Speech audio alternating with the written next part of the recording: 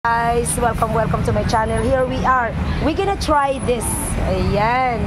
Isa po siyang Filipino. Ano nga ba pangalan nito, kuya? Rambutan. Ayan, rambutan. Ayan. So, pa-order ng 1 kilo, kuya. Ay, tama. Ano yun? Yun yung kilo. Ayun, 1/4. Ayan, nagba-vlog din. Ay, halatado si kuya na Bisaya. Bisaya siya, dako. Ginoo.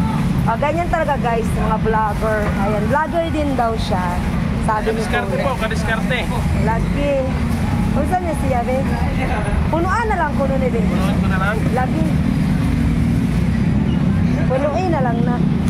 Masarap ba yan, sir? Katulad mo, ay, katulad niyang rambutan niya. Masarap, ma'am. Ayan. Masarap pa to sa akin. Masarap pa daw yan kaysa sa kanya. Kaya puntahan niyo na si kuya dito. Ang dami namang langgam, grabe. Basta langgam, ma'am, ibig sabihin, masarap. Masarap talaga. Basta nilalanggam, masarap po. Ganyan ba talaga yan? Ang nilalanggam, masarap po yan. Aha, okay. Pag hindi nilalanggam, ibig sabihin, maalat po yun.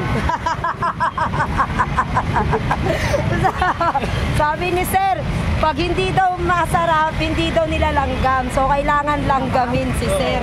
Si sir lang ang lalanggamin. Para masarap. Ayan guys.